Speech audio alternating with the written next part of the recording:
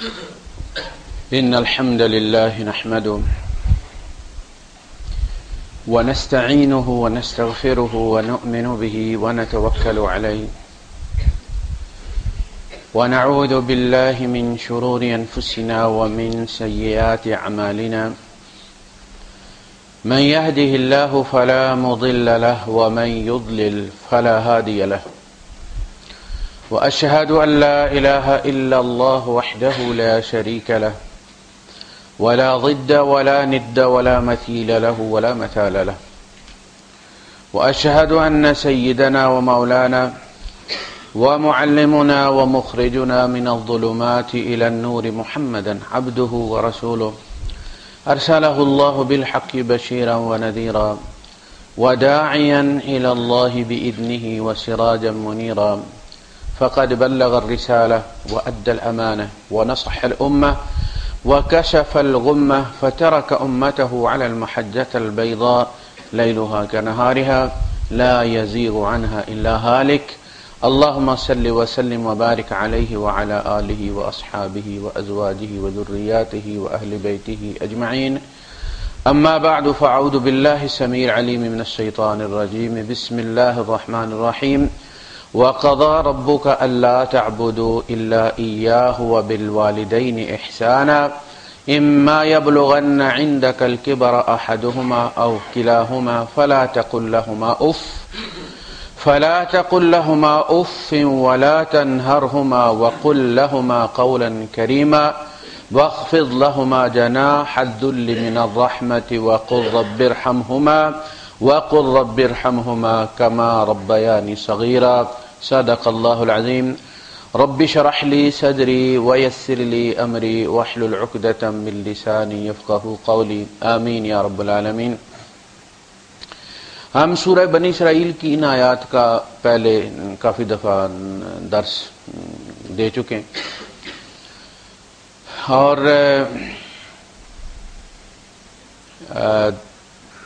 انفرادی طور پر بھی والدین کے حقوق اور ازواج کے حقوق کے بارے میں بات ہوتی رہتی ہے۔ اس دفعہ ہم اس سلسلے کی جو شروعات کر رہے ہیں وہ ایک نئے اسپیکٹ کے ساتھ کر رہے ہیں اور وہ زاویہ جو ہے وہ یہ ہے کہ دین کی اصل جو ہے وہ اخلاقیات ہے۔ دین کی اصل قانون نہیں ہے، دین کی اصل اخلاق ہے۔ پھر انہی اخلاقیات کو حاصل کرنے کے لیے، رائج کرنے کے لیے، قائم رکھنے کے لیے قانون کی ضرورت پڑی۔ یعنی جب تک بغیر قانون کے گزارا ہو جائے، آپ دیکھیں اللہ کے رسول صلی اللہ علیہ وسلم کے زمانے میں نہ کوئی پولیس تھی، نہ کوئی جیل تھی، نہ کوئی انٹیلیجنس ایجنسیاں تھیں، لوگوں کے اندر خدا کا خوف موجود تھا۔ اور اصل میں جتنے بھی احکامات آپ دیکھیں گے اللہ پاک جب دیتا ہے تو اس میں پھر اس کی تان جا کے ٹوٹتی ہے، واتقوا اللہ، قانون سے نہیں اللہ سے ڈرو۔ تم قانون کو چیٹ کر سکتے ہو، اسے دھوکہ دے سکتے ہو، تم اللہ کو دھوکہ نہیں دے سکتے۔ اور آخر بڑی عدالت جس میں آخری فیصلے ہونے وہ سپریم کورٹ نہیں ہے، وہ والی سپریم کورٹ ہے جو حشر کے دن لگے گی۔ اس دن جو بری ہو گیا وہ بری ہو گیا، اور جو پکڑا گیا وہ پکڑا گیا۔ یہ دنیا کی عدالتیں جو ہے یہ تو چور سپاہی والا ایک کھیل ہے، تم ان سے بری بھی ہو جاؤ پیسے دے کے تو تمہیں اللہ کی عدالت سے کون بری کرائے گا۔ جب تک یہ تصور اتنا قوی تھا کہ لوگ اللہ سے قانون کی نسبت زیادہ ڈرتے تھے، یعنی حضور کے زمانے میں جتنے بھی سنسار کے کیس ہوئے ہیں اس میں وہ خود آئے اور انہوں نے آ کے اپنے آپ کو پیش کیا ہے، قانون نے نہیں پکڑا انہوں نے اپنے آپ کو خود پکڑا ہے، اور جو خود پکڑ لیتا اپنے آپ کو پھر حضور اسے اللہ کے حوالے کر دیتے تھے۔ یعنی حضور یہ فرماتے ہیں کہ اگر کسی نے کوئی برائی دیکھی ہے تو اسے عدالت تک مت لاؤ، چھپا لو اسے، چاہے اولاد میں دیکھیے چاہے کوئی اور دیکھیے۔ جس صحابی نے اپنے آپ کو خود باندھ لیا ستون کے ساتھ، تو اللہ کے رسول صلی اللہ علیہ وسلم نے فرمایا کہ اگر یہ میرے پاس آ جاتا تو کوئی مسئلہ نہیں تھا، معاف ہو جاتا، لیکن چونکہ اب اس نے خود کو ستون کے ساتھ باندھ کر معاملہ جو ہے وہ اللہ کے ہاتھ میں ڈال دیا کہ مجھے جب تک حضور نہیں کھولیں گے میں نہیں کھولوں گا، میں نہیں کھلوں گا۔ آپ نے فرمایا پھر جب تک اللہ نہیں کھولے گا محمد بھی نہیں کھولے گا، معاملہ عدالت میں چلا گیا۔ پھر ان کے بارے میں آیت نازل ہوئی تو اللہ کے رسول صلی اللہ علیہ وسلم نے جا کے انہیں کھولا۔ اسی طرح وہ جو آئے وہ اس لیے آئے کہ انہیں احساس ہوا کہ ہم نے اللہ کو ناراض کر دیا، ہم نے اللہ کو ناراض کر دیا، تو انہوں نے اللہ کی رضا اس میں دیکھی کہ ہم اپنے آپ کو اگر سزا دے لیں تو آخرت کی سزا سے بچ جائیں گے اور دنیا میں بھی ہمیں اللہ کی رضا حاصل ہو جائے گی، اللہ راضی ہو جائے گا۔ لوگ کہتے ہیں نا عذاب کیا ہے، میں کہتا ہوں کہ عذاب کی دو قسمیں ہیں، ایک وہ عذاب ہے جو شریروں کے لیے، ایک وہ عذاب ہے جو محبت کرنے والوں کے لیے، اور محبت کرنے والوں کے لیے محبوب کا ناراض ہو جانا سب سے بڑی سزا، انہیں ڈنڈے کی ضرورت نہیں۔ وہ میاں صاحب نے غالباً کہا یار جنہاں دے روٹھے رہندے کی انہاں دا جینا، نت دلے وچ چنتا رہندی بھول جائے کھانا پینا، انہیں تو کھانا پینا بھول جاتا ہے، محبوب ناراض ہے، پھر اللہ جیسا محبوب ناراض ہے جس کے اتنے احسانات ہیں، اتنے ہمارے اوپر اس کے فضل ہیں، نعمتیں ہیں، اسے ہم نے ناراض کر دیے۔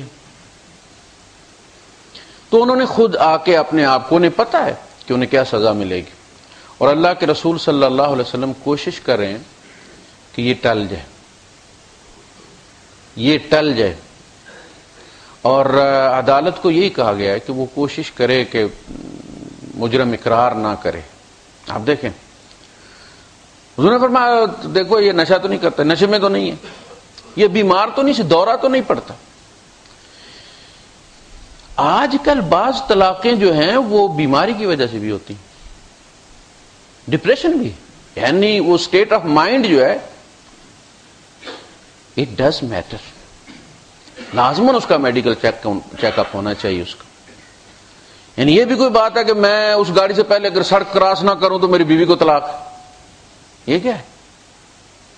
اگر فلانا کام ہو جائے تو میری بیوی کو طلاق، یہ پاگل پن ہے، یہ بیماری ہے۔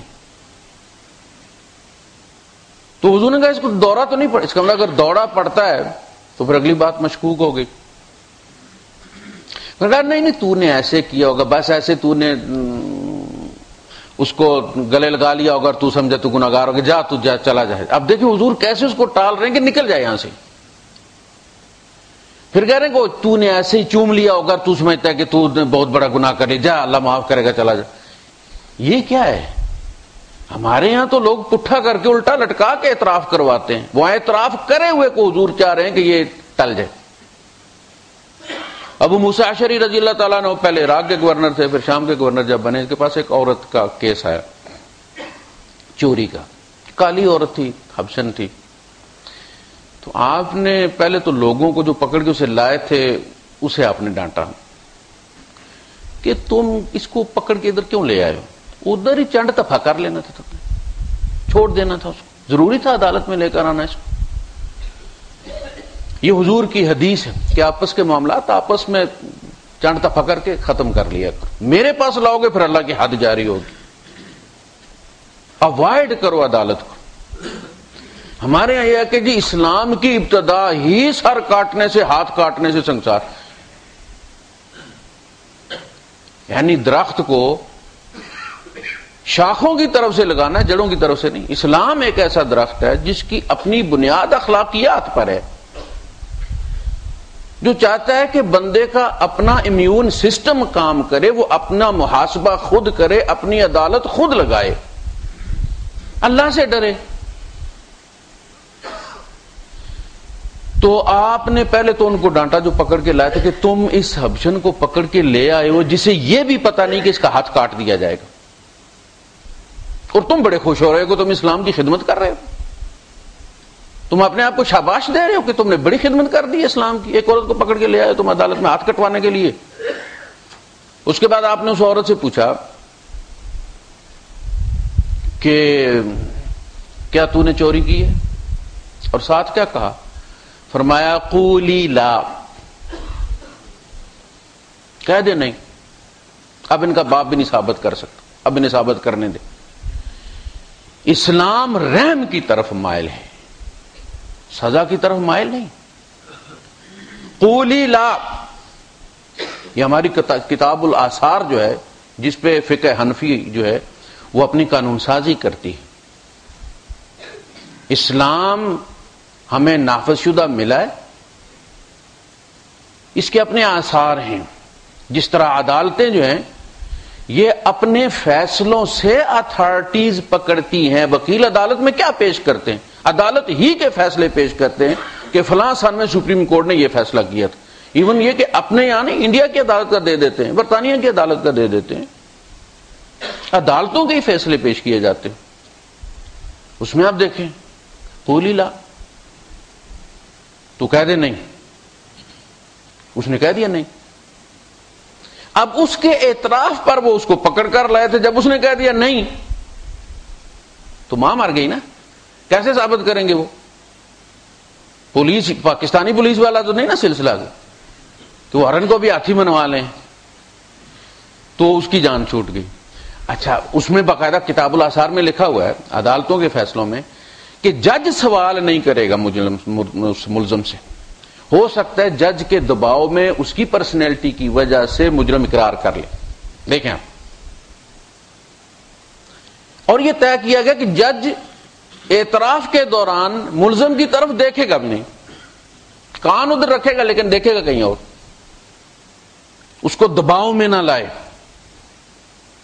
اتنے باریک قسم نہیں لی جاتی، اس گواہوں سے قسم لی جاتی ہے، اس سے قسم نہیں لی جاتی. تو اسلام اپنی قانون سازی کے لیے اللہ کے تقوی پر بھروسہ کرتا ہے. جہاں بھی آپ دیکھیں گے سب سے زیادہ تناسب کے لحاظ سے اتق اللہ ومن یتق اللہ سورہ طلاق میں استعمال ہوا ہے. گھر چلتے ہیں اللہ کے تقوی پر. قانونی باریکیاں چاہے کتنی بھی لکھوا لیں نکاح ناموں میں، یہ گھر نہیں بساتی ہیں. عاشروہن بالمعروف، ان کے ساتھ اچھے طریقے سے رہو، یہ اللہ کو حکم ہے. اچھا طریقہ یہ ہے کہ عفو درگزر سے کام لو. وہ بھی انسان ہے، تم بھی انسان ہو، غلطی صرف اس سے نہیں ہوتی، تم سے بھی ہوتی. اگر تم بے عیب کی تلاش میں ہو تو اس دنیا میں تو تمہیں نہیں ملے گی، مرنے کے بعد ہی ہے. جو بھی لے کر آؤ گے وہ عورت ہوگی اور اس کے منہ میں زبان ہوگی، اور وہ تمہاری پارٹنر ہوگی، نوکرانی نہیں ہوگی، پلٹ کر جواب دے گی. اسی طرح اگر کوئی ساس یہ چاہتی ہے کہ کوئی مشینی قسم کی بہو مل جائے کہ جو ریئیکٹ نہ کرے، تھکے نہ، کوئی بہانہ نہ کرے، اور اس کے بیٹے کو جو ہے وہ نہ رکھے، ٹائم نہ لے اس کے بیٹے کا، ایسی بہو جاپان نے بھی نہیں بنائی ابھی تک. وہ تو جو بھی آئے گی وہ بہو ہوگی اور اسے شوہر چاہیے ہوگا، اور اسے لے کر باہر نکلے گی، رات اس کی ہوگی، اماں پھر جلے گی، یہ جلن تو ساتھ رہے گی. تو یہ ساری چیزیں جو ہے یہ اللہ کے تقوی پر ڈیپینڈ کرتی. اب آپ دیکھیں کہ اخلاقیات کا تقاضا یہ ہے کہ والدین کا خیال رکھا جائے. اخلاقیات کا تقاضا یہ ہے کہ عزیز و اقارب کا خیال رکھا جائے. اللہ پاک نے یہ دنیا امتحان کے طور پہ پیدا کی ہے، اور امیری غریبی ایک امتحان رکھا ہے. کچھ لوگوں کو غریب رکھا ہے اس لیے کہ ان کا حصہ ہمارے یہاں ڈال دیا امتحان لینے کے لیے. اور اس کی طرح آپ دیکھتے ہیں مثال تازہ ہمارے یہاں جو ہر گھر کی بات ہے، ہم بھی کرتے ہیں کہ ایک بندہ جو ہے وہ باہر جب جاتا ہے تو پیسے بڑے بیٹے کو دے دیتا ہے. جو بڑا بچہ ہوتا ہے کہ یہ بیٹا دوسروں کو بھی 10-10 پکڑا دینا، 100 کا نوٹ پکڑا دیا، کہا کہ سارے بچے 20-20 لے لینا، جا رہے ہیں. تو وہ بڑے کا امتحان ہے، چھوٹوں کا بھی امتحان ہے.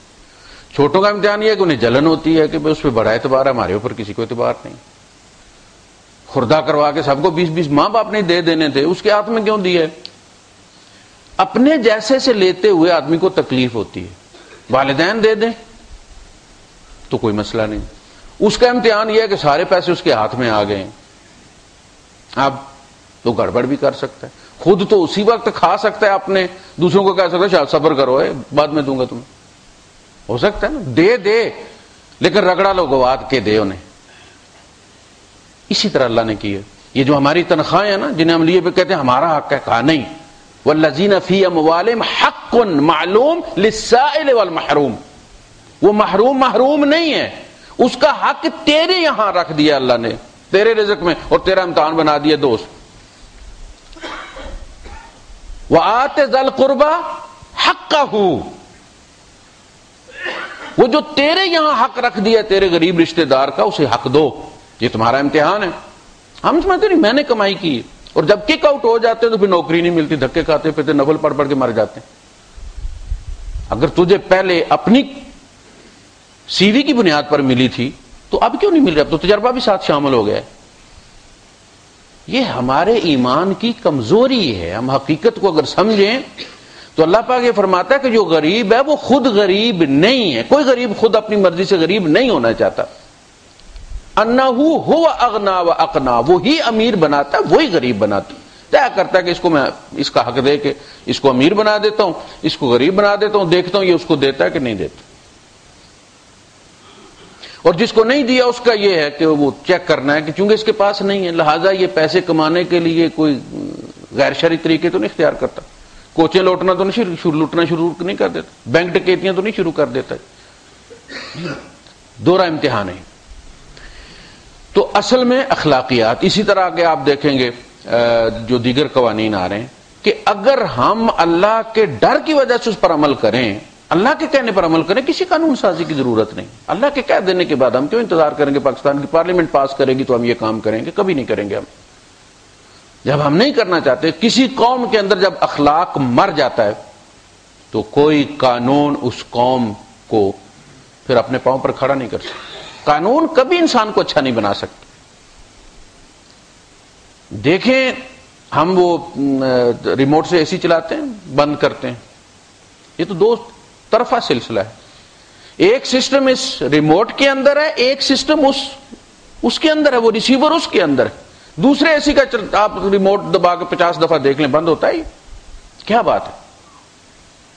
انسان کے اندر والا سسٹم اگر مر جائے, بار آپ طاقتور ترین قانون بنا لیں, پولیس رکھ لیں, فوج رکھ لیں, عدالتیں رکھ لیں, کبھی آپ قانون پر عمل رہا ہوں. قانون کو دھوکہ دینا کوئی مسئلہ ہی نہیں. تو اصل بنیاد دین کی اخلاقیات پر ہے. اس لیے حضور نے فرمایا ان لم تستحی فافعل ما شئت. اگر تیرے اندر حیا مر گئی ہے, تجھے اللہ سے حیا نہیں ہے, پھر جو چاہے تو کر سکتا, تمہیں کوئی نہیں روک سکتا. فافعل ما شئت, ڈو ایز یو وش. اب تمہیں کوئی قانون نہیں روک سکتا. تو ہم اخلاقی طور پہ جس مقام پہ ہیں, یعنی ہر چیز نقلی بنانی ہے, حج بھی کرنا ہے, سجدے بھی دبا کے کرنے ہیں, ماتھے کالے کیے ہوئے ہیں, لیکن اندر سارا مال جو ہے وہ 2 نمبر. پتہ ہے پیپسی بھی 2 نمبر ہے, مرچیں بھی 2 نمبر ہیں, فلاں چیز بھی 2 نمبر ہے, دوائیاں بھی 2 نمبر ہیں, اب خون بھی 2 نمبر ہے. اور کل پرسوں وہ میں نے کلپ لگایا ہے اپنے فیس بک پہ, چوہے کے قیمے کے سموسے. ٹیم نے پکڑا ہے چوہے گلے سڑے بدبودار کا قیمہ, باقاعدہ اس نے توڑ کے وہ سموسا, پھر اس کو کہا کہ کھاؤ اب اس کو, تم وہ نہیں کھا رہا تھا, تو بنا کے بیچ رہا. چوہے کے قیمے کے سموسے میری وال پہ ہے. اس قوم کو آپ سمجھتے ہیں کہ پارلیمنٹ کوئی قانون پاس کرے گی اور یہ دوسرے دن یہ نیک ہو جائیں گے؟ کبھی نہیں. ان کے اپنے اندر کا سسٹم خراب ہوا ہوا. تو اسلام کی بنیاد اخلاقیات پر ہے. یہ جو قانون سازی ہے یہ اس کی مدد کرتی ہے. اچھی سڑک گاڑی کو اچھا نہیں بناتی, وہ اچھی گاڑی کو چلنے کے لیے راستہ فراہم کرتی ہے, فیسیلیٹیٹ کرتی ہے, سہولت فراہم کرتی ہے، گاڑی کا ماڈل تبدیل نہیں کرتی، اس کا آئل گرتا ہے تو وہ ٹھیک نہیں کرتی۔ قانون یہ کرتا ہے، قانون سہولت فراہم کرتا ہے، بندے اچھے کبھی بھی قانون نہیں بناتا، ایمان بناتا ہے۔ برائی سے ایمان روکتا ہے۔ کفر کے اندر تو ہے ہی اٹریکشن نا، وہ جو شاعر نے کہا کہ ایمان مجھے روکے ہے تو کھینچے ہے مجھے کفر، یعنی یہ تو جنگ چل رہی ہے انسان کے اندر، کفر وہ ہے مجھے کھینچے لیے چلا جا رہا ہے، کیونکہ اس کے پاس وہ ہے جو میرے اس مادی وجود کی ڈیمانڈ ہے اور نقد ہے۔ میرا وجود چونکہ مادی ہے، لہذا یہ قدرتاً مادے کی طرف مائل ہے، یہ گرائی ہے مادے کا، لہذا یہ انس محسوس کرتا ہے مادے سے، یہ کھینچتا ہے۔ ایمان روح کا ہتھیار ہے، روح کی بریک ہے جو وہ استعمال کرتی ہے بندے کو روکنے کے لیے برائی سے۔ روح کے پاس کوئی فوج نہیں ہے، کوئی پولیس نہیں، وہ خدا سے ڈراتی ہے، اور جس خدا واتقوا اللہ الذی انتم بہ مؤمنون، تم اس اللہ سے ڈرو جس پر ایمان لائے ہو۔ ویسے تو اللہ اللہ کرتے رہتے ہو، برائی کے وقت وہ تمہیں یاد ہی نہیں آتا، اس اللہ سے ڈرو۔ یعنی عجیب جملہ ہے قرآن حکیم کا، واتقوا اللہ الذی الیہ تحشرون، اس اللہ سے ڈرو جس کے سامنے کل تم نے کھڑا ہونا ہے، منہ دکھانا ہے اس کو۔ واتقوا اللہ الذی انتم بہ مؤمنون، اس اللہ سے ڈرو جس پر ایمان لائے ہو، جو نہیں لائے ان کو پھر کوئی کیا گلا کرے، تم ایمان لا کے نہیں اس کی مانتے۔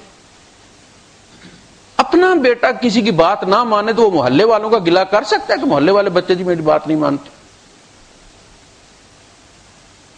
تو روح ڈراتی ہے، دیکھو تم نے اللہ کے سامنے پیش ہونا، حیا کرو تم۔ ایمان مجھے روکے ہے تو کھینچے ہے مجھے کفر، کعبہ میرے پیچھے ہے، کلیسا میرے آگے، یعنی میرا رخ جو ہے وہ کفر کی طرف ہے۔ ان النفس لامارۃ بالسوء، نفس کا تو کام ہی برائی کی طرف کھینچنا ہے۔ الا ما رحم ربی، سوائے اس کے کہ جس پر میرا رب رحم کر دے اور وہ بریک لگا لے، یا جس کو شاعر نے کہا کہ صوم ہے ایمان سے، ایمان غائب صوم گم۔ روزہ تو ایمان کی وجہ سے ہے، آپ اکیلے ہوتے ہیں، آپ کھا سکتے ہیں، آپ پی سکتے ہیں، لیکن نہ آپ کھاتے ہیں نہ آپ پیتے ہیں، وہاں پولیس کوئی نہیں ہے، دیکھنے والا کوئی نہیں ہے، کوئی کیمرہ نہیں لگا ہوا، آپ ہیں، آپ کا ایمان ہے اور اللہ ہے۔ جب وہ ایمان ختم ہو جائے پھر دنیا کا کوئی قانون روزہ نہیں رکھوا سکتا۔ آپ کھا پی کے باہر نکلیں، ہونٹ آپ خشک کر لیں، پتہ چلے گا آپ نے 2 دن سے کچھ نہیں کھایا۔ ایمان صوم ہے ایمان سے، ایمان غائب صوم گم۔ قوم ہے قرآن سے، قرآن رخصت قوم گم۔ جب ہم قرآن کو چھوڑ دیتے ہیں تو وہ جو قومی یؤمنون، وہ قوم ختم ہو جاتی، پھر اس کے اندر سے قومیں نکلتی ہیں، پھر قبائل نکلتے ہیں، پھر صوبائیت نکلتی ہے، پھر لسانیت نکلتی ہے۔ آپ پلٹتے جائیں، فولڈر بند کرتے چلے جائیں، قرآن پر جائیں گے وہ سارے ان سب کو بند کر دے گا۔ ایک دینی جماعت جب ہوتی ہے تو وہ جو بیان کراچی میں دیتی ہے وہی اسلام آباد میں دیتی ہے، وہی پشاور میں دیتی ہے، وہی کوئٹہ میں دیتی ہے۔ جو سیاسی جماعت ہوتی ہے سندھ میں اس کا بیان اور ہوتا ہے، پنجاب میں اس کا بیان اور ہوتا ہے۔ وہ تو اپنے مفادات کا تحفظ کرتے ہیں۔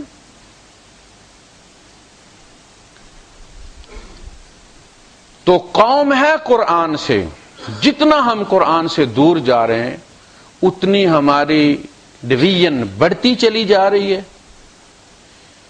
اتنے ہی ہمارا انتشار بڑھتا چلا جا رہا ہے۔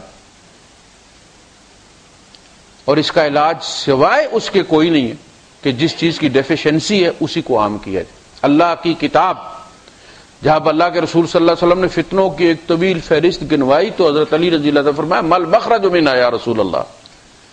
اللہ کے رسول اس کا کوئی ایگزٹ بھی ہے؟ ہم فتنوں کی اس بارش سے نکل بھی سکتے؟ آپ نے فرمایا ہاں، کتاب اللہ، اللہ کی کتاب، وہ حبل اللہ المتین، وہ اللہ کی وہ مضبوط رسی ہے، طرفہ بید اللہ و طرفہ بایدیکم، اس کا ایک سرا اللہ کے ہاتھ میں، ایک سرا تمہارے ہاتھ میں. تم چھوڑو گے تو چھوڑو گے، وہ ٹولن فسام لہا، یہ ٹوٹے گی نہیں، چھوٹے گی، اور اللہ سے نہیں چھوٹے گی اس لیے کہ اللہ القوی ہے. تم ہی چھوڑو گے جب چھوڑو گے. وہ چھوٹ گیا ہم سے، اس میں سے ہم نے سلیکٹ کر لی یہ چیزیں، یہ کرنا ہے، یہ کرنا ہے، یہ لینا ہے. بوفے، سلیکٹو مسلمان اس کو کہتے ہیں کہ وہ تھوڑی تھوڑی چیزیں اچھی سے پکڑتا ہے، کانٹے سے یہ دو چیزیں رکھ لی، دو تکے رکھ دیے، دو کباب رکھ دیے، دو فلاں چیزیں پلیٹ میں رکھ لی، وہ نماز پکڑ لی، یہ چیز رکھ لی، یہ چیز رکھ لی. باقی دوسرا اسلام جس کی وجہ سے بخار چڑھ جائے وہ نہیں ہمیں چاہیے. سلیکٹو مسلمان. اور اسلام کہتا ہے ادخلوا فی السلم کافہ، پورے. یہ فائدہ تبھی دے گی. 7 نمبر ہیں آپ کے فون کے، 6 بھی آپ مار لیں، 7واں نہ مارے کبھی نمبر نہیں ملتا. 6 صحیح مارے، 7واں غلط مار دیں، کبھی صحیح نمبر نہیں ملتا. دین کا یہ معاملہ ہے. کیوں دین اپنے ثمرات نہیں دے رہا؟ نیک لوگ بھی کیوں اسے مستفید نہیں ہو رہے؟ ایسا ہے نہیں ہے کہ نیکوں کے یہاں کمی ہے، یہاں نیک معاشرے میں نہیں ہے، بہت سارے لوگ نیک ہیں لیکن فائدہ کوئی نہیں. اس لیے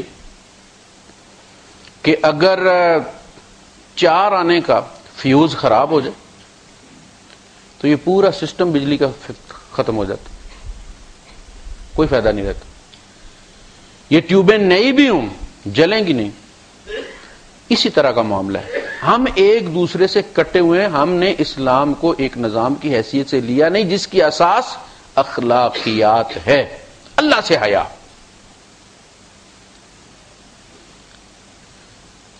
وَقَضَىٰ رَبُّكَ أَلَّا تَعْبُدُوا إِلَّا إِيَّاهُ. یہ رکوع شروع ہونے سے پہلے پچھلے رکوع میں یہ کہا گیا کہ دیکھو تمہاری تقدیر تمہارے اپنے ہاتھ میں ہے، تمہاری نحوست تمہارے اپنے ہاتھ میں ہے. جس دن تم اللہ سے بغاوت کر دیتے ہو وہ تمہارا دن منحوس دن ہوتا ہے، چاہے وہ جمعے کا دن ہو. جس دن تم اس کے قدموں میں واپس آ جاتے ہو وہ دن تمہارے لیے مبارک دن ہوتا ہے، چاہے وہ اتوار کا دن ہو. جو تم لکھو گے، جو تم لکھو گے، ایک ہوتا ہے نا قلم سے لکھنا، ایک ہوتا ہے عمل سے لکھنا. ہم اپنی، یہ تو ہماری مجبوری ہے، یہاں کی زندگی لگی بندی ہے، اللہ پاک نے خود انتخاب کیا کس کو کس کے گھر میں پیدا کرنا ہے، کس شکل میں پیدا کرنا ہے. ایک تصویر اللہ پاک نے ہمارے ہاتھ میں قلم دے دی ہے عمل کا، خود بناؤ. وَنُخْرِجُ لَهُ يَوْمَ الْقِيَامَةِ كِتَابًا يَلْقَاهُ مَنشُورًا. یہاں جب بندہ فوت ہو جاتا ہے تو اس کی سی ڈی عمل والی نکال کے سیل کر دی جاتی ہے اور اس کے ساتھ ہی وہ پیک ہو جاتی ہے. اس کو مال مقدمہ کہتے ہیں. جب عدالت میں کیس آتا ہے تو وہ گولیاں، وہ خول، وہ پستول، وہ مقتول کے کپڑے خون آلود، وہ ساری چیزیں ایک بوری میں بند کر کے ہر تاریخ پر پیش کی جاتی ہیں. اس کو کہتے ہیں مال مقدمہ. وہ اس بندے کی سی ڈی مال مقدمہ کے طور پہ اس کے ساتھ ہی سیل کر دی جاتی، فی عنقہ، اس کی گردن میں لٹکا دی جاتی. قیامت کے دن ہم نکالیں گے. اقرا کتابک، تو خود اپنی کتاب پڑھ لے. آئی پیڈ اس کے ہاتھ میں دے دیا جائے گا، سارا اس کے اپنے اس کے کلپ اس کے اندر ہی ہوں گے جو بھی اس نے کیا ہوا ہوگا. بس چلاتے جاؤ اور دیکھتے جاؤ. پہلے تو یہ ہوگا نا جناب ہم تو ہیں ہی ان پڑھ، وہاں کیسے پڑھیں گے ہم؟ اب پتہ چل گیا نا کیسے پڑھیں گے، کیسے دیکھیں گے. فَمَن يَعْمَلْ مِثْقَالَ ذَرَّةٍ خَيْرًا يَرَهُ.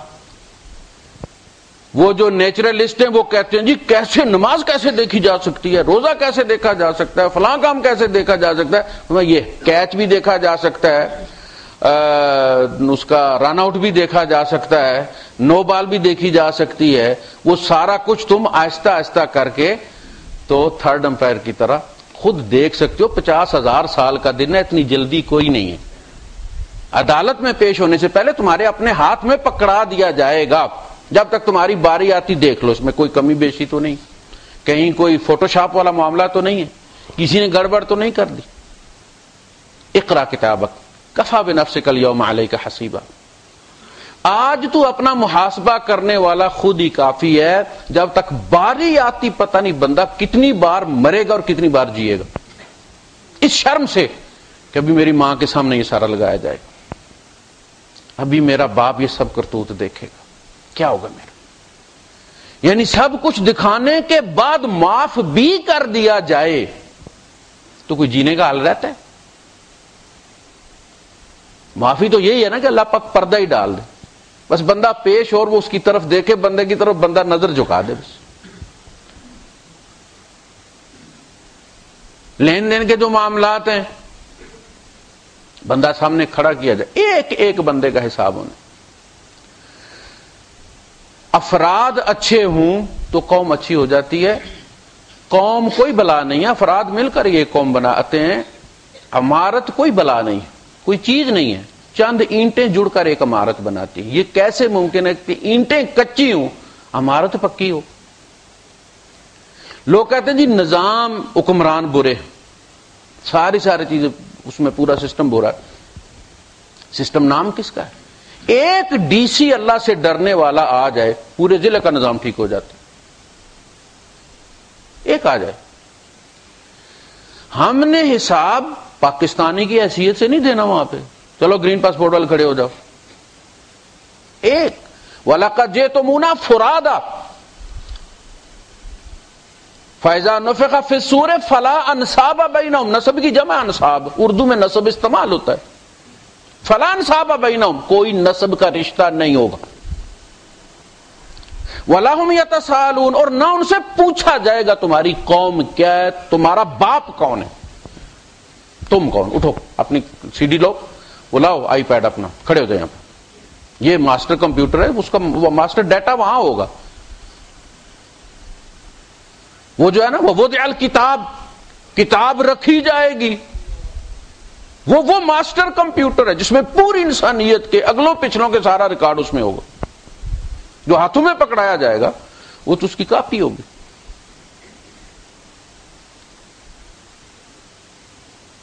تو انفرادی طور پر ہمارا محاسبہ ہونا ہے، ہم نے انفرادی طور پر ٹھیک ہونا ہے، پوری قوم ٹھیک ہو جائے گی۔ اچھا، یا ایھا الذین آمنوا علیکم انفسکم، اے ایمان والو تمہارے ذمہ تمہارا اپنا آپ ہے، سب سے پہلے میں اس کے بارے میں پوچھوں گا۔ یہ کیسے ممکن ہے کہ تم اچھے ہو تمہارا گھر برا ہو گیا ہے؟ اگر گھر برا تو اس کا مطلب ہے تم برے ہو، اپنا جائزہ لو۔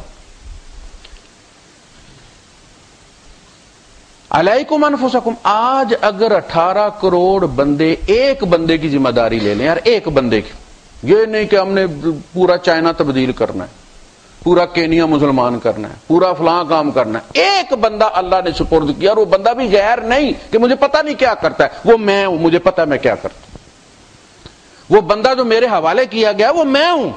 علیکم انفسکم، میں نے تمہیں تمہارے حوالے کیا۔ لا یضرکم من ضل، پوری دنیا گمراہ ہو جائے تمہارا کوئی نقصان نہیں کر سکتی، تو بندے کا بچہ بن کے رہ۔ لا یضرکم من ضل اذا اہتدیتم، تم ہدایت پر ہو، بے فکر ہو جاؤ، دنیا تمہارا کچھ نہیں بگاڑ سکتی۔ ہمیں ساری دنیا کی فکر ہے، نہیں فکر تو اپنی نہیں، ساری دنیا ٹھیک ہو جائے میرا کوئی فائدہ نہیں ہے، ساری دنیا ٹھیک ہو جائے اس سے میرا کوئی فائدہ نہیں اگر میں ٹھیک نہیں ہوں۔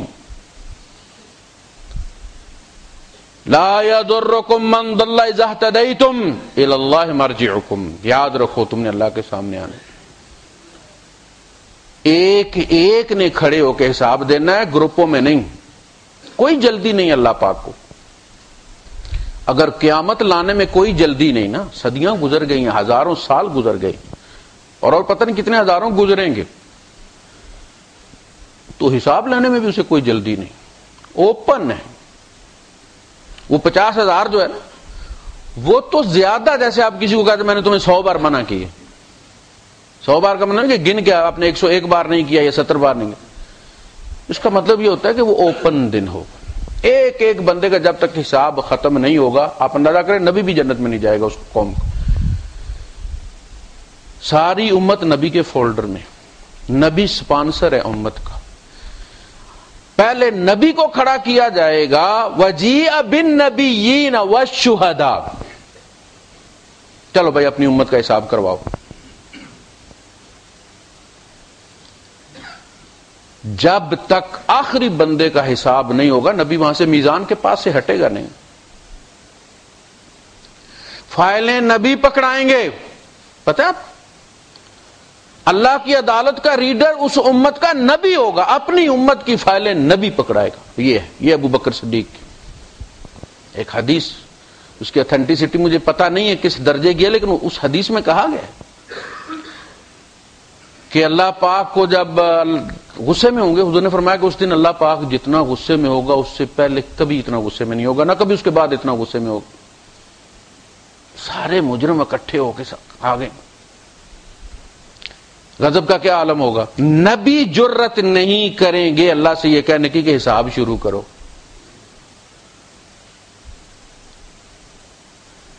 اس دن حضور نے فرمایا وہ شفاعت کبریٰ ہے جو تمام امتوں کے لیے ہوگی، تمام امتوں کے کام آئے گی۔ تو آپ نے فرمایا کہ سارے نبیوں کو اللہ پاک نے ایک پوسٹڈ دعا دی، پاس ہوئی، اللہ پاک کے دستخط ہوئے اس پر، بس کیش کرا لو۔ اللہ کے رسول صلی اللہ علیہ وسلم فرماتے ہیں کہ ہر نبی نے اس کو استعمال کر لیا، اور دن میرے اوپر بھی بڑے مشکل آئے جہاں مجھے اس کی ضرورت محسوس ہوئی ہے، مگر میں نے اس کو اپنی جان پر جھیل لیا، اپنی امت کے لیے اسے بچا کے رکھا۔ میں نے اس دعا کو اس دن کے لیے بچا کر رکھا ہے جس دن میرے ابا ابراہیم کو بھی میری تلاش ہوگی۔ تو جب حضور کہیں گے کہ اللہ پاک انسانیت کا حساب شروع کیا جائے، بڑی پریشان ہے انسانیت۔ وہ جو پریشانی کا عالم ہوتا ہے نا، یس اور نو ہو جائے تو بندہ ایک طرف ہو جاتا ہے کہ چلو بھائی ریویو کرنا ہے، ذرا شفاعت کروانی ہے، کوئی پروسیس شروع ہو جاتا ہے، بالکل ہی کھڑکی بند ہو اور لائن چلے ہی نہ تو بندہ ڈپریس ہو جاتا ہے، کیا تو ہو ہی کچھ نہیں رہا۔ تو یاد رکھیں عجیب معاملہ ہے کہ ہم آئے سب سے آخر میں ہیں، لیکن سب سے پہلے حساب ہمارا ہونا ہے۔ حضور نے فرمایا کہ میں تمہیں ایک مزدور اور ایک آجر کی مثال میں تمہیں دیتا ہوں کہ ایک بندے نے کچھ لوگوں کو اپنے یہاں کام کرنے کے لیے رکھا، اس نے ان لوگوں نے دوپہر تک کام کیا اور کہا کہ جی بھائی صاحب آپ اپنی مزدوری بھی رکھو، ہم آپ کا کام نہیں کرتے۔ یار یہ بہت مشکل کام ہے۔ اب چونکہ وعدہ ہوا تھا کہ آپ نے یہ کام کرنا ہے اور وہ درمیان میں آ کے جواب دے رہے ہیں، تو اخلاقاً انہوں نے یہ کہا کہ ہمیں مزدوری نہیں چاہیے۔ ٹیکسی والا آپ کو آپ کی منزل سے پہلے کہ نکلو اتر جاؤ میری گاڑی سے، گانا لگا ہوا، آپ نے کہا یہ بھائی صاحب یہ بند کرو یار، تو اس نے گاڑی سائڈ پہ کی، اترو نیچے، تو کیا کہتا ہے کرایہ نہیں دو، جاؤ دفعہ ہو جاؤ۔ یہی کرتے ہیں نا زیادہ جو ریئیکٹ کرتے ہیں، آپ گانا بند کرو گا، نیچے اترو۔ حالانکہ قانون وہ یہ نہیں کہہ سکتا آپ نہ اتریں، وہ اتار نہیں سکتے۔ آپ پولیس کو اس کے بارے میں باقاعدہ قانون موجود ہے۔ تو انہوں نے کہا کہ جی ہمیں مزدوری نہیں چاہیے، آپ مزدوری بھی رکھو لیکن ہم کام نہیں کرتے، چلے گئے۔ وہ بندہ باہر نکلا، پھر جا کے اس نے مارکیٹ سے مزدور دیکھے لے کر آیا، ان کے ساتھ طے ہوا کہ میرا یہ کام تم نے کرنا ہے۔ انہوں نے بھی دوپہر سے لے کر سپہر تک کام کیا اور انہوں نے بھی ہینڈز اپ کر دی، میں ویری سوری جی آپ ہمیں مزدوری نہ دیں لیکن ہم یہ کام نہیں کر سکتے۔ وہ بھی چلے گئے۔ تیسری پارٹی آئی پھر تیسرے پیر، اس نے آ کے اس کام کو نمٹایا اور پچھلی 2 جماعتوں کا اجر بھی لے گئے۔ کام جب نمٹ گیا تو اس نے پھر جو اس کام کی مزدوری تھی اس نے بھی پھر دیانتن پوری اسی پارٹی کو دے دی جس نے کام مکمل کیا۔ آپ نے فرمایا یہ تمہاری یہود اور نصارہ کی مثال ہے یہود و نصارہ آئے، یہود آئے اور انہوں نے دوپہر کو ہینڈز اپ کر دی، پھر نصارہ آئے انہوں نے تیسرے پیر ہینڈز اپ کر دیا، پھر اللہ نے تمہیں چنا، تم نے والیوم اکملت لکم دینکم، تم نے دین کو مکمل کر دیا، اس کا کام کر دیا، اجر تم لے گئے۔ اگر کام کر دیا تو، اور حساب فردن فردن ہونا ہے کہ اس نے کام کیا یا نہیں کیا۔ فَإِنَّمَا عَلَيْهِ مَا حُمِّلَ وَعَلَيْكُمْ مَا حُمِّلْتُمْ، نبی کے ذمہ وہ ہے جو ان کو اٹھوایا گیا ہے۔ حضور نے خود سوچ سمجھ کر کوئی سیاسی جماعت نہیں بنائی کہ جماعت اسلامی بناتے ہیں، نہیں، کوئی لٹریچر نہیں لکھا، کوئی تقریریں نہیں کی۔ حضور بہت شائی تھے، بہت حیادار تھے، مجموع سے کتراتے تھے، اپنے کام سے کام رکھتے تھے، کوئی جلوس نہیں، کوئی دھرنا نہیں۔ تو بندہ سوچتا کہ یار کہتے کہتے تحریریں لکھتے لکھتے خود اس نے سوچا میں خود ہی جماعت بنا لیتا ہوں، نہیں، حضور کو اٹھوایا گیا ہے۔ فَإِنَّمَا عَلَيْهِ مَا حُمِّلَ، اٹھانا، عورت حمل اٹھاتی ہے نا، اسی کو حمل کہتے ہیں۔ حمال کہتے ہیں یہاں کلی کو، جو سامان اٹھا کے گاڑیوں میں جا کے رکھتے ہیں مارکیٹ سے، ان کے لکھا ہوتا حمال، اٹھانے والا۔ حامل حاضہ ہمارے روپیے پر لکھا ہوتا ہے، وہ درہم جو روپیہ نا وہ لکھا ہوتا ہے کہ اسٹیٹ بینک آف پاکستان حامل حاضہ کو مطالبے پر ادا کرے گا 100 روپیہ۔ حامل حاضہ اس کو اٹھانے والا، اس نوٹ کے اٹھانے والا۔ فَإِنَّمَا عَلَيْهِ مَا حُمِّلَ وَعَلَيْكُمْ مَا حُمِّلْتُمْ، تمہارے ذمہ ہوا جو تم کو اٹھوایا گیا ہے۔ ایک ایک سے نبی سے بھی حساب ہونا ہے۔ فَلَا نَسْأَلَنَّ الَّذِينَ أُرْسِلَ إِلَيْهِمْ وَلَا نَسْأَلَنَّ الْمُرْسَلِينَ، رسولوں سے بھی ہم پوچھیں گے، تمہارا بھی محاسبہ ہوگا، وہ دن ہوگا۔ تو اس لیے حساب پہلے ہمارا ہونا ہے کہ کام تو ہم نے کیا ہے نا۔ وہ یہاں سینٹر میں کبھی انتخابات ہوا کرتے تھے تو اس سے پہلے پچھلی جو انتظامیہ ہوتی تھی اس کا محاسبہ ہوا کرتا تھا۔ تو ہمارے ارائیں صاحب ہوتے تھے، پتہ نہیں یہاں ہیں یا چلے گئے ہیں، حمید انور ارائیں صاحب، تو انہوں نے جب اظہار حیدر صاحب مرحوم کی کھنچائی ہوئی کافی، تو انہوں نے کہا کہ جی کھنچائی انہی کی ہوتی ہے جو کام کرتے ہیں، ہم نے کیے ہی کوئی نہیں، چھٹی، کسی نے کیا پوچھنا، یہ کہتے ہیں نا آپ نے یہ کام کیا اس میں سے اتنے پیسے کھائے، یہ ہوتی ہے نا کھنچائی، ہم نے کام ہی کوئی نہیں کروایا، اللہ اللہ خیر صلی اللہ، کوئی کیا تنقید کرے گا، اچھا ہے برا ہے۔ بچے کا محاسبہ کیوں نہیں ہوتا؟ اس لیے کہ اس کی ذمہ ہے ہی کچھ نہیں، کیا ہی کچھ نہیں ہے۔ ہم نے نماز پڑھی ہے تو حساب ہوگا نا، نماز کی طرح پڑھی ہے کہ نہیں پڑھی۔ تو ہمارا حساب پہلے اس لیے ہونا ہے کہ کام ہم نے ختم کیا ہے، تب ہی آگے وہ کہیں گے نا بلدیہ والے کہ جی یہ چیز رہتی ہے، یہ پلر صحیح نہیں ہے، یہ چیز نقشے میں نہیں تھی، تم نے یہ کیوں کیا ہے، اسی کا ہونا نا جس نے مکمل کیا ہے۔ ہم نے کام مکمل کیا، ہم ہی سے کہا جائے گا ٹھیک کیا یا نہیں کیا، ان کو بعد میں دیکھا جائے گا۔ اچھا اس کا ایک تو فائدہ ہے، ایک نقصان ہے۔ فائدہ یہ ہے کہ جنت میں سب سے پہلے ہم جائیں گے۔ اللہ کے رسول صلی اللہ علیہ وسلم نے فرمایا کہ کوئی امت جنت میں نہیں جائے گی جب تک تم نہ جاؤ، اور کوئی نبی جنت میں نہیں جائے گا جب تک میں نہ جاؤں، یعنی پہلے ہمارا ہی حساب کتاب ہونا ہے، نبی بھی پہلے ہمیں ہی لے کر جنت میں جائیں گے ہمارے نبی۔ خیر، تو عرض یہ ہے کہ ہمارے ذمہ جو بات جہاں سے چلی تھی وہ یہ تھی کہ یا ایھا الذین آمنوا علیکم انفسکم، آج اگر ایک بندہ یہ ذمہ داری لے لے کہ دنیا بدلے نہ بدلے، یار میں نے اس محمد حنیف کو بدلانا ہے، میرا اس پر زور چلتا ہے نا، میں اس کا کھانا بھی بند کر سکتا ہوں، پانی بھی بند کر سکتا ہوں، اس کی عیاشی بھی بند کر سکتا ہوں، بلیک میل کر سکتا ہوں، اس کو سزا دے سکتا ہوں، اس کو میں اس کا ہاتھ توے پہ بھی رکھ سکتا ہوں کہ یہ جھیل سکتے ہو، پھر وہ کہوال کیسے جھیلو گے تم، کہ جس کے بارے میں کہا گیا کہ اگر جہنم کی آگ سے نکال کر جہنمی کو دنیا کی آگ میں ڈال دیا جائے تو وہ سو جائے۔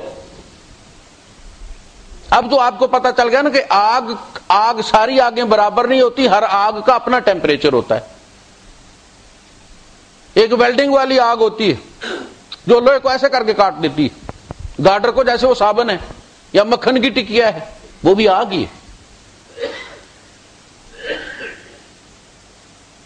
تو دنیا تبدیل ہوئی. 18 کروڑ بندے یہ طے کر لیں گے آج کے بعد میں نے کوئی ملاوٹ نہیں کرنی, میں نے جھوٹ نہیں بولنا, میں نے دیانتداری سے رہنا ہے, میں نے بد اخلاقی نہیں کرنی, میں نے کسی کے ساتھ بے ایمانی نہیں کرنی, میں نے کسی پر ظلم نہیں کرنا, بیوی پر زیادتی نہیں کرنی, والدین کے حقوق ادا کرنے, پوری قوم جناب المسلمان پارلیمنٹ منہ دیکھتی رہ جائے.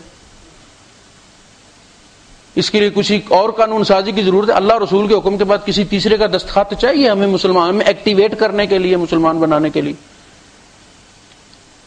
یا ایھا الذین آمنوا علیکم انفسکم. تو دین کی اساس اخلاقیات ہے, اور اخلاقیات کا جو مخاطب ہے وہ انسان فرد کی حیثیت سے. میں ہوں, میری مختلف شاخیں نکلی ہوئی, یہ میرے والد ہیں, یہ میری بیوی ہے, یہ میری اولاد ہے, یہ میرے رشتہ دار ہیں, کولیگز ہیں, ان سب کو مجھے بانٹ کر دینا. امتحان یہ ہے, والدہ کو بھی راضی رکھنا, اس کے حقوق ادا کرنے, بیوی کا حق مار کے ادھر نہیں دینا. قوموا قوامین للہ بالقسط, اللہ کی خاطر انصاف پر کھڑا, ٹلٹ نہیں کرنا, بے ایمانی نہیں کرنی. جہاں زیادتی ہو رہی ہے وہاں کہنا ہے کہ یہ زیادتی ہے, چاہے وہ زیادتی والدین کی طرف سے ہو رہی, انہیں سمجھانا چاہیے. جس طرح ہم جب غلطی کرتے ہیں تو ہمیں ماں باپ سمجھاتے, کما ربیانی صغیرا, جس طرح انہوں نے ہمیں بچپن میں پالا تو کیا انہوں نے ہمیں غلط کرنے دیا بچپن میں؟ ٹھکورتے رہے کہ نہیں ٹھکورتے رہے, وہ غلط کو غلط کہتے رہے کہ نہیں کہتے رہے, جھنجھوڑ کے اٹھا کے مسجد بھیجتے رہے کہ نہیں بھیجتے رہے؟ انہوں نے تو اپنا حق ادا کیا رحمت کا. اب اگر وہ ٹلٹ کرتے ہیں, ان کی عمر بچپن والی آ گئی ہے, تو ہمارا کام یہ ہے کہ ہم اسی طرح ان کا ہاتھ پکڑیں اور انہیں بٹکنے نہ دیں, نہ کہ ان کی محبت میں اطاعت میں اور ان کا بیڑا غرق کر دیں. ان کی بے انصافی کو حق کہیں تاکہ مزید بے انصافی کریں. حق یہ ہے کہ انہیں پیار سے سمجھائیں, انہیں جپھی مار کے پیار کے ساتھ چوم کر کہیں کہ کیا کرتے ہیں آپ تو آپ ہمیں یوں سکھایا کرتے تھے, یہ آپ ایسے تھوڑی, وہ مان جائیں گے. والدین کو منانا کوئی مسئلہ نہیں ہے, منانے کا طریقہ ہونا چاہیے. ہم والدین کو اپنے سب آرڈینیٹ کی طرح, اپنے کلرک کی طرح, اپنے ٹیبل بوائے کی طرح ہینڈل کرتے. فون کر کے اور کہہ دیا اب اس طرح سے کرتے ہیں, اب یہ فلاں ہے, ٹھیک ہے, ایسا نہیں ہوتا. ماں باپ کو سمجھانے کا اپنا طریقہ ہوتا ہے. ان کے پاس بیٹھیں, ان کے پاؤں دبائیں, ان کے گھٹنے دبائیں, باپ کو جپی لگائیں, ماں کا ماتھا چومیں, امی کیا کرتی ہیں آپ, اتنی ساری بات. طریقہ ہوتا ہے بھائی صاحب, گائے کو دھونے کا طریقہ تو آپ سیکھتے ہیں, اور ماں منانے کا سیکھا کوئی نہیں. آپ کو پتا نا, جب گائے بھینس گاؤں میں لوگ کہیں آگے پیچھے جاتے تھے تو وہ گائے بھینس ایک ہاتھ پر ہلی ہوئی ہوتی ہے.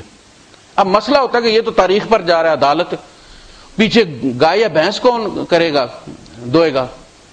تو اس کا مطلب ہے کہ ہر بندے کو پتا ہوتا ہے کہ یہ گائے اس طریقے سے دھوئی جاتی. کوئی گائے وہ ہوتی ہے کہ جس کو تھوڑی سی دھار دینی پڑتی ہے دودھ کی, وہ چکھتی ہے اور اس کے بعد پھر وہ کہتی ہے ٹھیک اب چلے گا. کوئی بھینس ہوتی ہے پہلے جا کے اس کو تھاپڑ لگانی پڑتی ہے, ماتھے کو کرنا پڑتا ہے, کانوں کو ہلانا پڑتا ہے جناب علی, پھر وہ دودھ اتارتے. یہ لوگ کسی کو گرم پانی کے چھٹے مارنے پڑتے, 100 طریقے ہوتے ہیں. تمہیں پتا ہوتا ہے کہ اس گائے بھینس کی کمزوری کیا ہے, مجھے کیسے اس کو ایکسپلائٹ کرنا ہے, اس سے دودھ کیسے لینا ہے. اور جس ماں کا خون ہے تمہارے اندر, جس کی گود میں پلے ہو, جس کا دودھ پیا, اسی کا تمہیں پتا نہیں کہ میری ماں کس طرح مانتی ہے. اصل میں ہم اپنی توہین سمجھتے ہیں, میں کہوں اور وہ بات مانے نہ, اور وہ بادشاہ ہیں, بادشاہی کا اپنا مزاج ہوتا ہے. تو جناب ہم نے عدل قائم کرنا ہے, ہم نے انصاف قائم کرنا ہے. خود بھی انصاف پر رہیں گے تو دوسرے کو, اگر ہم بھی بے انصاف ہو جائیں گے تو دوسرے کو کیسے قائم رکھیں گے. تو اسلامیات کی بنیاد, اسلام کی بنیاد کس پر ہے؟ اخلاقیات پر, قانون پر نہیں. قانون آپ کو سپورٹ دے سکتا ہے, عمل نہیں کروا سکتا.